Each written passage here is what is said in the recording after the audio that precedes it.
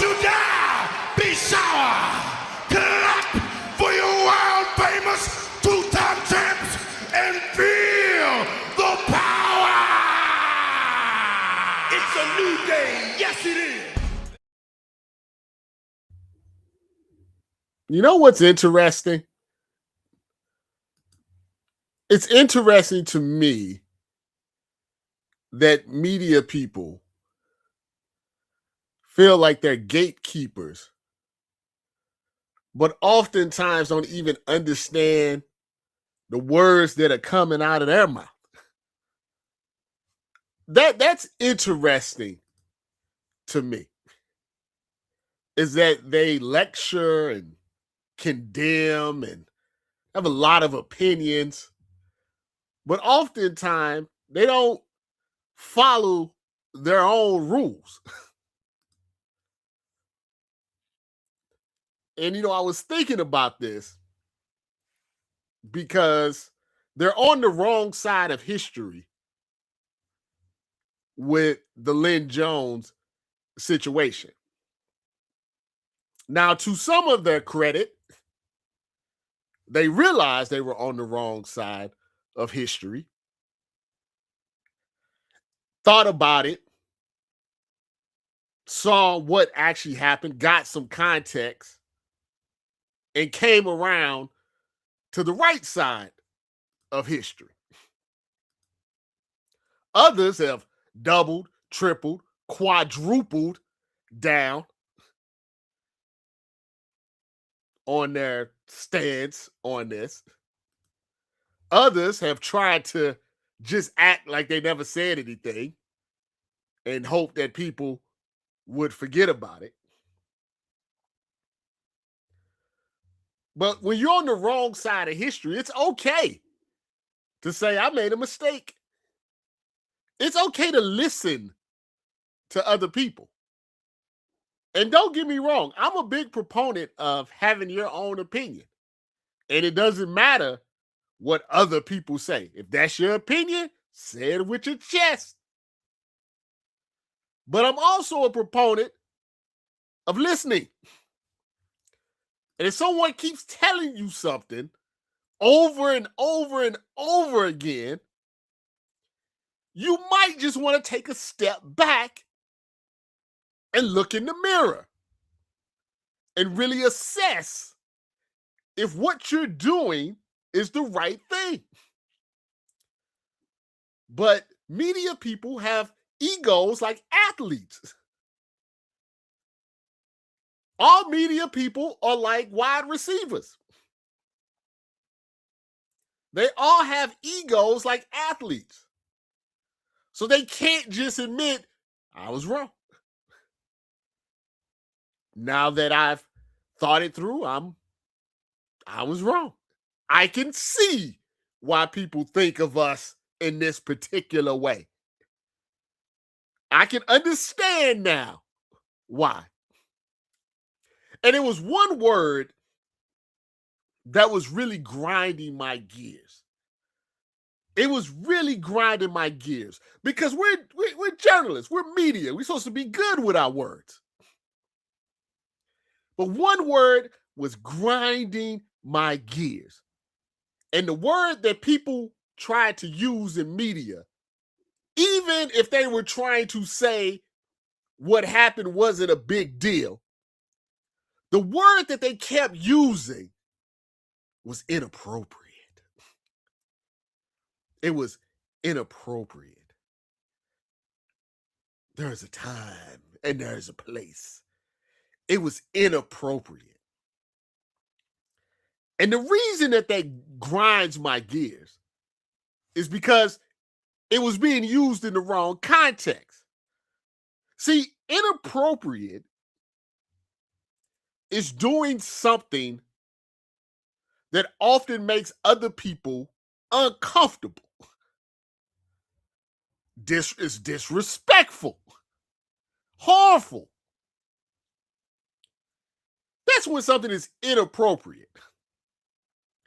If you go into a press conference and say you told the coach, you're dumb, you're stupid, and your wife is ugly.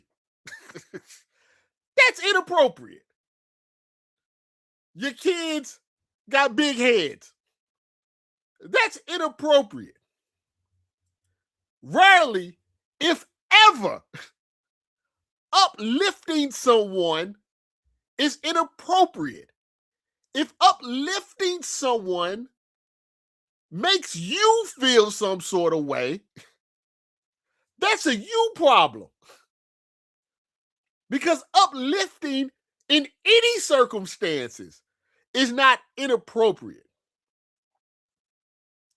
And there's a difference between uplifting and glazing. Uplifting is when you see someone drowning and you try to take them out of the water.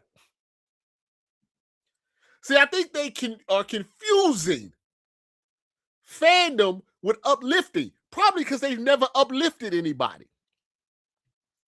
See, fandom is different than uplifting. And I think it's confusing them. Their brain is not working properly. So they've never uplifted anybody. They've never given anybody any life. So they can't separate uplifting from fandom. So they think any positive thing, you got to be a fan. Because they don't really understand it. They're not people. They're not good with people. It's not inappropriate ever to lift someone up. Now, if you go in there and understand it, it's always about the circumstances and the context. That's one of the things that I feel media people, no matter if they went to Northwestern, no matter if they have master degrees, no matter if they teach at universities, no matter if they worked at the Wall Street Journal, the thing that they do not have, that you cannot teach, is they don't understand how to read a room. They do not understand how to read people. That's something that you can't be taught in a classroom. That's not something that you can find in the AP style book. That's something that happens through life experience. You learn how to read people. You learn how to check someone's energy and move off of that, not off of what the check book says in the style book. It don't matter how many degrees you have. It doesn't matter how many colleges you've taught at. That's something that you have to just have. That's something that you have to learn on your own. And they don't have that. And that's why they think what Miss Lynn Jones did was inappropriate. Because they're not people persons. They don't know how to read a room. They don't know how to read energy. Anybody that watched that, here's the thing. The hypocrisy of it is you cannot say that it's a sweet sentiment, that it was the right thing at the right time. And it also says inappropriate. It doesn't work like that. Because for it to be inappropriate, you have to feel a negative type of way towards it. That's what inappropriate means. It's supposed to make you feel a negative way for it. If you're like, oh my God, I can't believe he talked about his kids. That's inappropriate. But if you say, man, that was beautiful. I love what she did. She made him feel good about himself. How is that inappropriate? That's appropriate for the time and the place. It's not always appropriate because you don't know how to read people. You don't know how to read energy. And I give you an example. The media had an opportunity to tell all of us who was telling all of them that they were wrong to show us. Because the next day, you had the Steelers playing the Texans. And It was emotional in the sense that this could be Aaron Rodgers' last game. We know what we know about Mike Tomlin now, but there were some whispers about it before. The media had an opportunity to go into those press conferences and show us why we were wrong and they were right. And what did they do? They shit the bed. They asked Aaron Rodgers 3 of the same questions about Mike Tomlin to the point that he just walked off. The young lady at ESPN, Brooke Pryor, who was on her high horse about Lynn Jones, had an opportunity to show us her impressive question asking skills, only to ask Aaron Rodgers, why did he come out the game when it was 30-6 when 2 minutes left in the game? They proved us right. They proved that what they're doing is not that important. And there was nothing inappropriate about what Lynn Jones did. What she did tells me that she's a better journalist, a better media person than all of you. All of you. Because none of you are good enough to do that. None of you are smart enough to read a room, read an energy, more importantly. Look at Liam Cohen's face. That's all you have to do to know that it was appropriate. And it didn't harm anyone. It wasn't disrespectful to the field. It was a 6-minute interview where at the end, Liam Cohen was waiting. Is there any more questions? Anybody got anything to say? No. Okay, I'm out. No one was nobody deadline was messed up because of this. Nobody couldn't get their work done. These are lies. Stop lying to people. First off, in 2026, this is not 1996 where you got to run and type your stuff and print it and get it out on the newspaper so it can get out at 6 in the morning. All you're going to do is tweet. All you're going to do is tell us. All of us can watch the press conference. They're all streamed. We can see it ourselves. Nothing that you're telling us we haven't seen. Nothing. You're not on no deadline.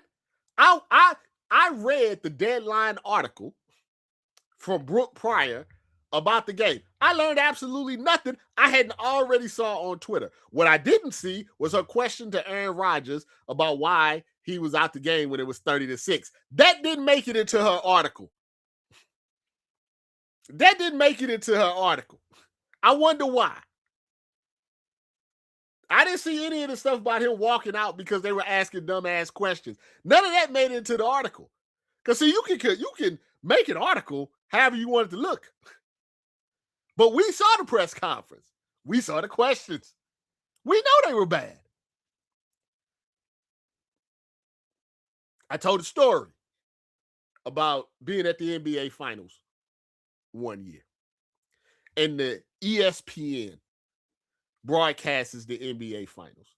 So I'll give you a little insight of how this works. Normally, locally, there's plenty of time and plenty of room for everybody to get their questions in from a local standpoint for most teams. Not all teams. I mean, you cover the Lakers, you may have some times where you don't get your question in. But for most teams, if you're covering the New Orleans Pelicans, you're gonna be able to get your question in. Okay. If you're covering the Buffalo Bills, you're gonna be able to get your question in. Okay. It's a little different when you have a major event, the NBA Finals, the Super Bowl, All-Star games, World Series, stuff like that. What they have is, well, what they all have, more or less, is they have a gentleman, and he's a very nice gentleman at the NBA Finals who decides who gets to ask the questions. Everybody doesn't get their questions asked because it's just not enough time when there's 60, 70 media people because it's the NBA Finals to get their questions in. So he has his little headset on. He's looking around. You raise your hand. He decides who gets to ask the questions. They come around with the microphone and you get to ask your questions. We call him the question guy. So ESPN broadcasts the NBA Finals. So, of course, they're going to get their questions asked. There was a reporter from ESPN, not even one of the main reporters, I might add. Not like, it wasn't like Stephen A. Smith or anything. It was just a guy from ESPN. And I swear to you, these are facts. And you can go back and check it yourself. He asked the same question to every single player that came in for like 3-4 days in a row. Just the same question. And it wasn't, here's the thing, if it was a great question, they got great answers, I wouldn't even talk about it. But it was a terrible question. They were bad questions. The players were getting irritated with him by his questions. But because he worked for ESPN, they had to let him ask the question. It got so bad to the point that LeBron just walked out. Nobody else got to ask LeBron questions because he got so frustrated at this ESPN individual asking these dumb questions that he walked out, took his little purse, and told everybody to do better. There are individuals in that room that their careers could be made by asking the right question to LeBron James, to Steph Curry, to Kevin Durant, to Kawhi Leonard. Careers can be made off of that. A career can be made off the right questions, but they didn't get the opportunity to do that because ESPN hoarded all of the questions. So it's very difficult for me to watch them high horse everybody else. We're all working hard. We're all trying to fit in where we can. We're all trying to do the best that we can. We're all trying to be kind. We're all trying to just work our way through this very, very tough business. And I often say, well, we take the business too seriously. We do. That doesn't mean that we don't work hard. It just means that we're not, doing heart surgery. That's all. And sometimes I think, especially at ESPN, is that there's a sense of we work at ESPN, we're better than everybody else. And that's just simply not true. You just work at the most highlighted place. That's all. It's like, oh, I work for Fox. I do this. It doesn't mean that you're better. It doesn't. You work at a high profile place where you're on TV a lot. There's going to be people that amplify your stuff, but you're not any better than anybody else. And you have to get over that sense of entitlement. And you have to understand that when you say things like things are inappropriate, you're not using your brain.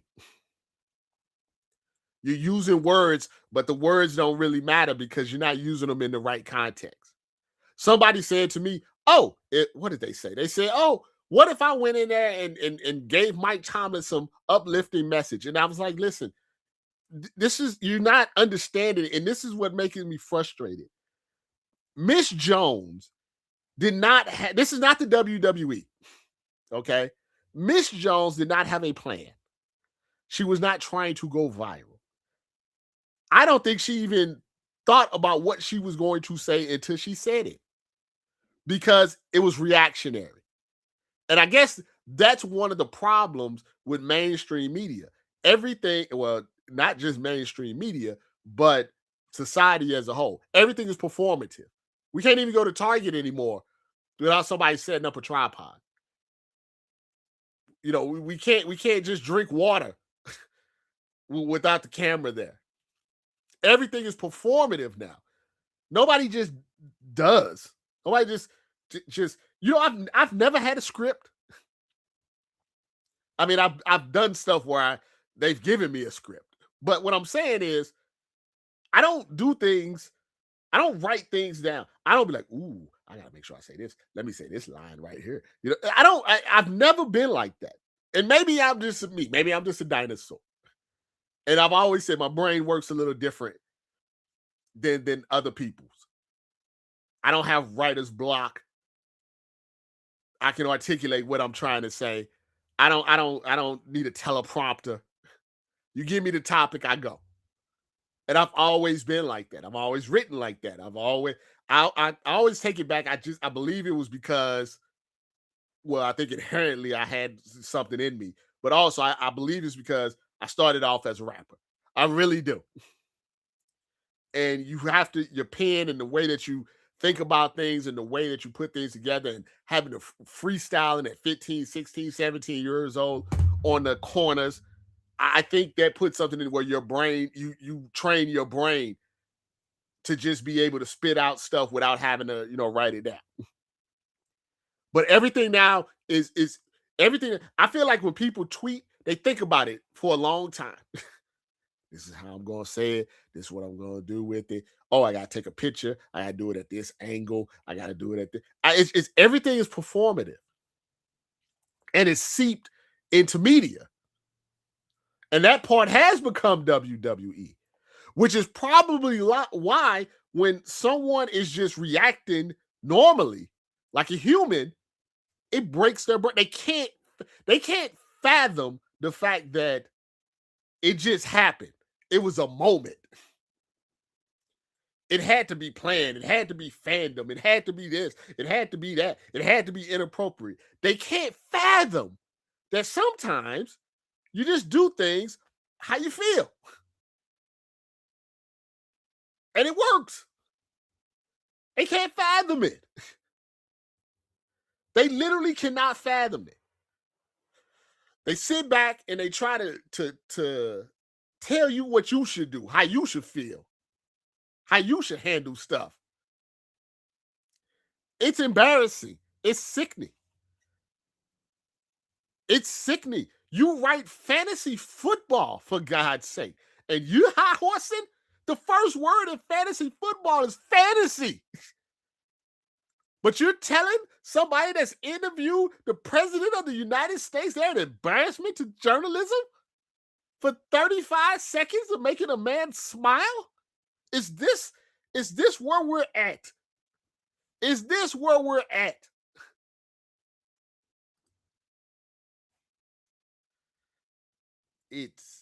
Like I said, I apologize to people because I don't want to flood people's timeline. I don't want to be that guy anymore, to be honest with you. I was a lot like that early in my social media career. I fought every fight only for it to bite me in the ass. I fought for everybody else and nobody fought for me. I take that back. A lot of you guys fought for me. I apologize about that. That's wrong. That is wrong. A lot of you guys stood by me and fought. But a lot of my what I would consider friends turned their back on me after I had fought and scratched and kicked and broke down barriers in this industry. I went to bat. I took the bullets. And they turned their back on me to the point that, I don't do it anymore. Not often. I talk about Ohio State. I give you the stories. I give you the headlines. And I go play with my kids. That's what makes me happy in 2026. Not spending hours upon hours online arguing with fools because from a distance they don't know who is who. Word to Hove.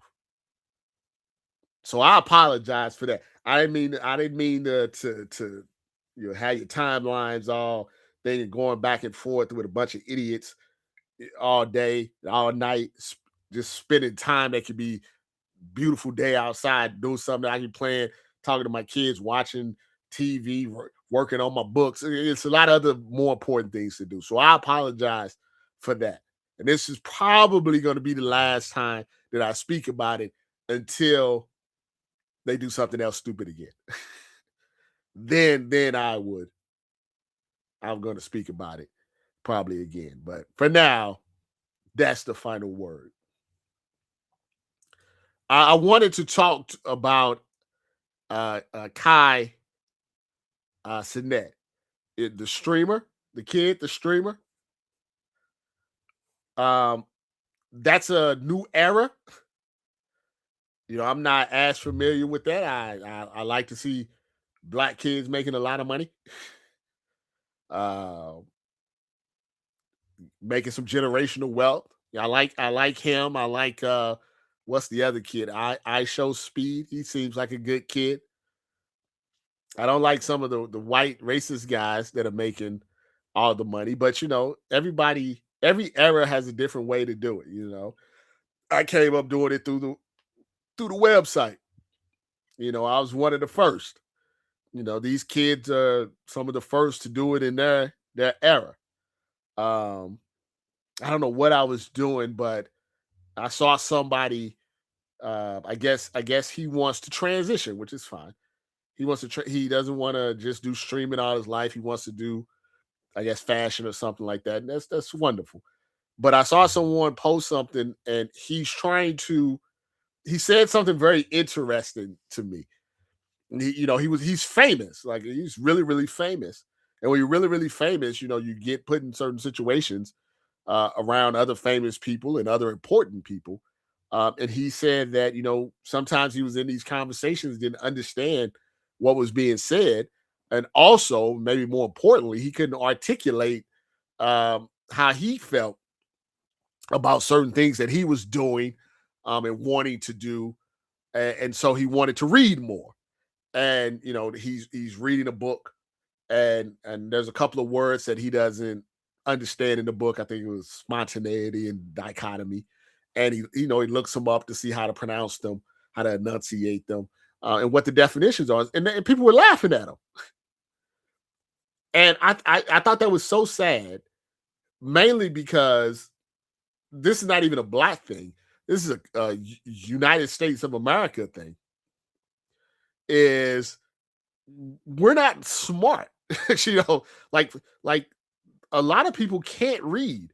And when I say that, I don't mean like they're illiterate. Like, they can read Ohio, or they can read, sports or Spider-Man or whatever. But like when it comes to actual, reading, like a book that, has, different types of words in it, they don't understand. They don't really comprehend that. And it's because technology has taken over from text that a lot of kids, they don't know how to read, and they don't know how to speak beyond saying nigga, nigga, nigga, nigga, nigga, bitch, bitch, bitch, ho, ho, ho, ho.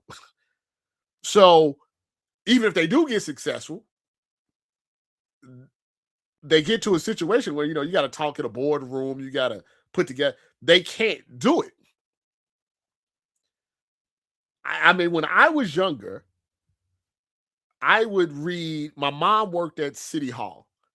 And I don't even know if people they do this anymore, like a dentist office or whatever. But back then, they would leave magazines out on the tables, when people are waiting to go see whoever the congressman or whatever they did at City Hall. They would leave magazines out on the table. Also, she would take me, to the Goodwill, and the Goodwill would have a bunch of books and old magazines and stuff like that. You get for like 10 cents or whatever.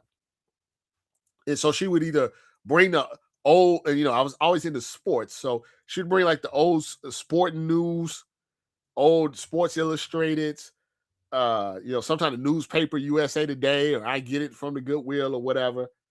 And she would bring these magazines home for me. Now I was like 8, 9, 10. Sports has a lot of different lexicon, a lot of different terminology. And I would read these Sports Illustrated, these from front to back, and they would have certain words in it that as 10 years old, I didn't know what they mean. So what I would do is I would get it. We had to use a dictionary. There was no phone. Okay. An actual physical dictionary. You had the pocket dictionary or the big ass dictionary. And I remember specifically one part of my childhood is I was reading something and they used the word matriculate. And I didn't know, what that meant. And then, I got my dictionary, matriculate, slowly, you slowly move, toward a whatever you're going to.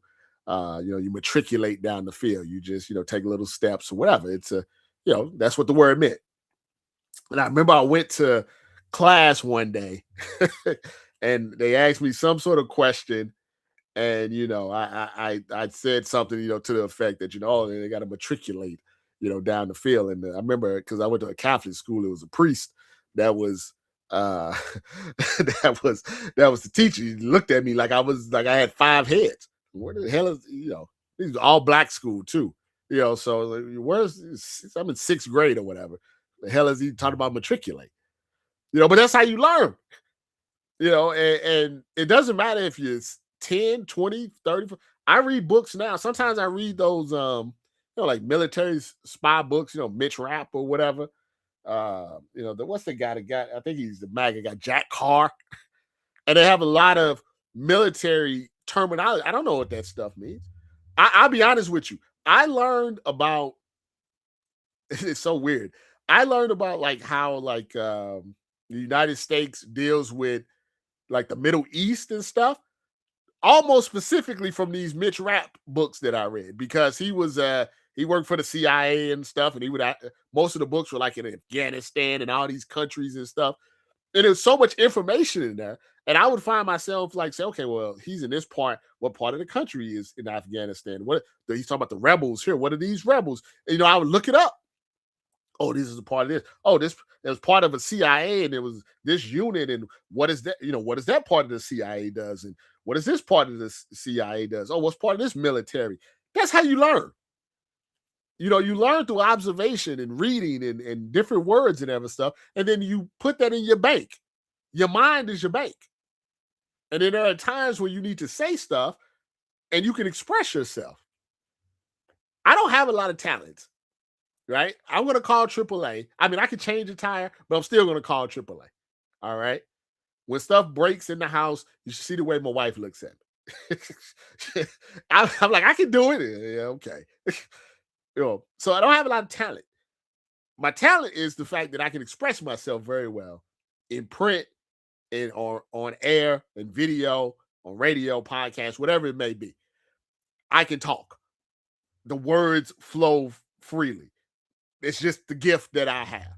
But with any gift, you can be the most athletic player of all time. But if you don't work on your shot, you don't work on your handle, you don't work on your post-up game, you're only going to take yourself so far.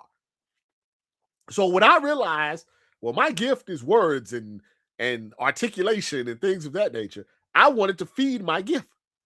So I read a lot. I download as much as I can, because there's going to be a time when you're too old, you ain't nothing more to download. So I say all this to say, I hope Kai doesn't listen to any of the negative, and I hope he doesn't care if people are making fun of him. Right now, he knows 2 more words than he did yesterday.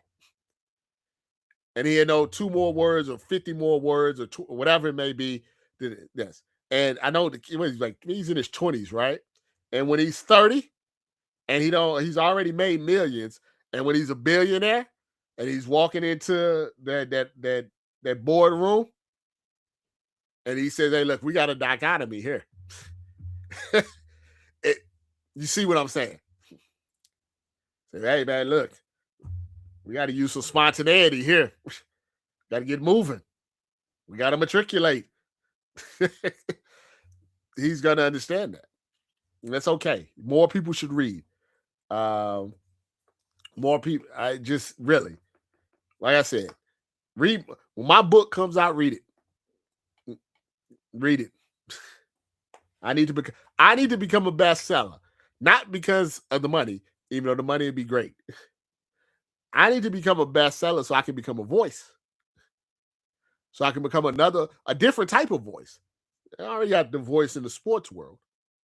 I need to be a different type of voice to where I can go to colleges and high schools and elementary schools and say, listen, I was doing this for X amount of years, and then I flipped it over, and then I wrote this best-selling book. And you guys, should read. It's good for you. And I really want to do, I talked to my agent the other day. I said, man, if anything else, I don't even care if we sell only 5 books. can I go to some schools? Can we get the publisher to have me go to some schools and talk to some kids about writing and reading and things like that? If I can get through to just a few kids in this second or third or fourth quarter of my life, that'd be really cool for me. All right, let's get to the some of the chats. All right. Mike Tomlin. I thought Mike made a great decision. As someone once told me, it's better to walk out the door than get thrown out the door. And it was just a matter of time.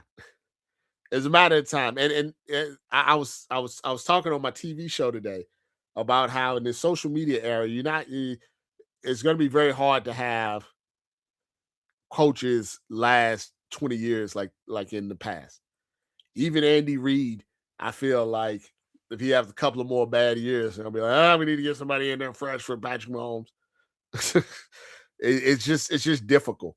I don't think it's what happened to Mike Tomlin is what I like to call my LeBron theory. And I ask people about this theory all the time, and I don't feel like there's a right or wrong answer to it. But I ask people about it all the time. And the theory is it better to get somewhere high up and lose than just not even get there at all? And so in Mike Tomlin's case here, that would be the playoffs. Would he have just been better missing a couple of playoffs and then getting there and losing his last 5 or 6 or whatever? It's the LeBron thing. Would LeBron have been better if he was in the league for 50 years but went 4-0 in the NBA Finals? Or do you give him credit because he got to 10 NBA Finals, like almost half the time that he's been in the league, but he's 4-6? See, because here's the thing. The 6 losses in the finals, if you lose those 6 in the conference finals, you still didn't get to the finals. It really should be the amount of finals you win off of how many years you've been in the league. So it shouldn't be like Magic Johnson was 5-4, whatever, in the finals. It should be Magic won 5 titles in 12 years because he lost because the other years he didn't win. LeBron won 4 titles in 23 years. Kobe won 5 titles in 20 years. It should really be like that. That's how it should be judged. Because a finals loss and a first round loss just mean you didn't win. The same thing like with Super Bowls, right? Would John Elway have just been better if he just didn't make those? If he didn't drag those early Broncos teams to the Super Bowl? And then he just won 2-0? Like, would this work out better for Lamar? What if Lamar had made it to 3 Super Bowls and lost?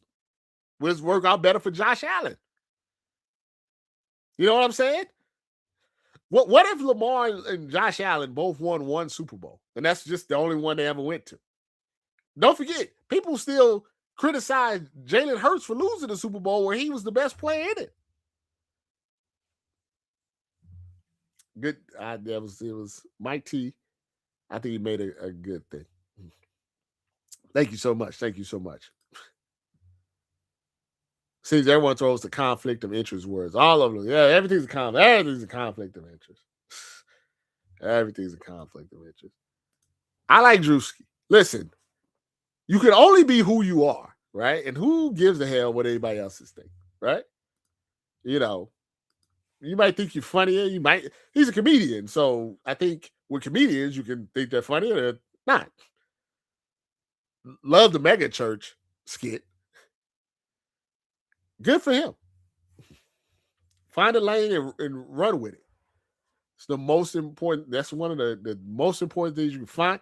Find your lane and just drive your car as far as you can in it. Just drive your car as far as you can. So I think I got it all off my chest. Inappropriate. That just bugs me. For that place and that time, it was the most appropriate thing that could be done.